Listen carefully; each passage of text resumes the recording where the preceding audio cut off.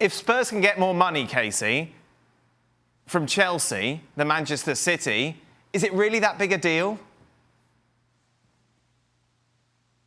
Look, I know Abramovich has an issue with Daniel Levy. I know a lot of people have issues with Daniel Levy, but there's a point where business, has to come first, and obviously Harry Kane is, in that conversation with the Lewandowskis of the world that are just consistently scoring goals, and he's doing that for Tottenham. He's not doing it for one of the sides that has the support cast that Bayern Munich or Man City or the list goes on that has. So Harry Kane, of course, will make Chelsea a contender straight away. Now the question is can egos get out of the way and can the right price be struck?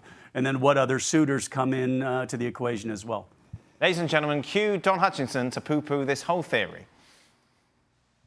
Are you guys absolutely nuts? Do you honestly think Daniel Levy is going to sell Harry Kane to Chelsea?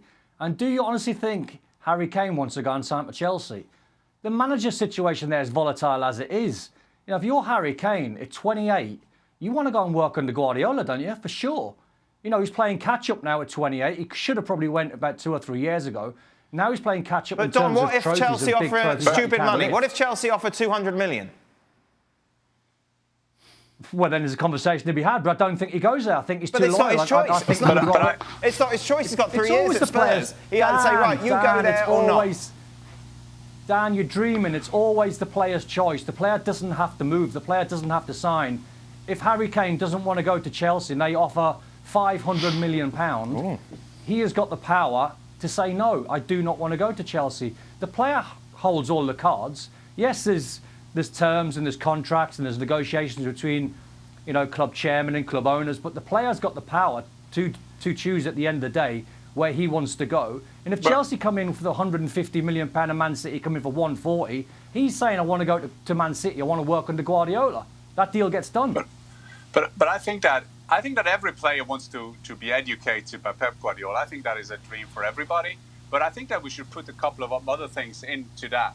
If the money is too high for Manchester City, is that enough? Do they absolutely need that type of player that Guardiola doesn't always like to play with? That is point one. I'm just putting that on the table. Secondly, which players at, for example, Chelsea can go the other way from Chelsea to Tottenham? A new manager at Tottenham also needs some new players. We were talking to Tammy Abraham and others that can go the other way. So I don't think this is so clear as Don is saying. I think there is a lot of things that could be sorted before we are there. Harry Kane will walk into the light blue dressing room. Stevie, did I hear you breathe?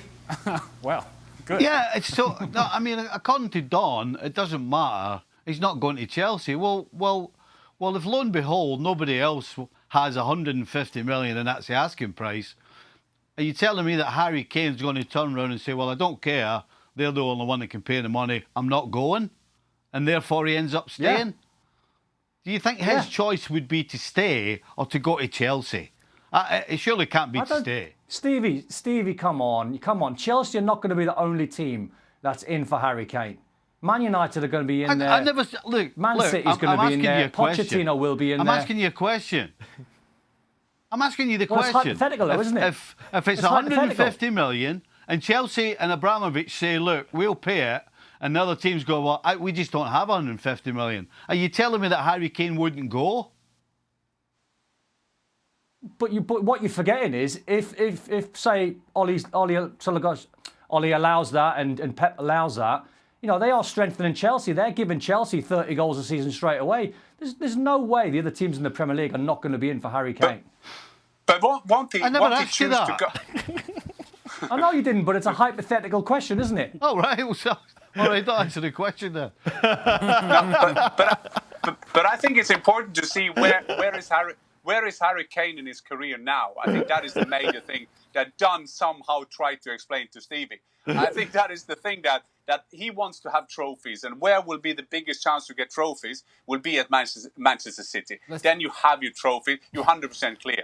But Don, you can't mean that if Manchester City say that we will pay 80 and Chelsea will do 140, he will then stay at Tottenham. Didn't say that. I didn't say that. You're just throwing numbers out there for fun, Jan. I never even said 80.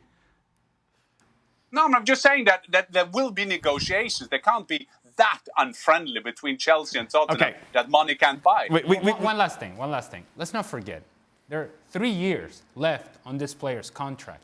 And so therefore, if Harry Kane, if he wants to leave, there's going to have to be flexibility on his part as well. There's going to have to be flexibility on Spurs, on the club coming in, and flexibility on the player himself. If this is a step that he wants to take, then it can't just be, well, it's Manchester City or else. That flexibility has to be there from the player as well. Well, thank you very much for watching ESPN on YouTube. For more sports highlights and analysis, be sure to download the ESPN app. And for live streaming, premium content, and let's not forget as well, ESPN FC 7 days a week. Subscribe to ESPN Plus.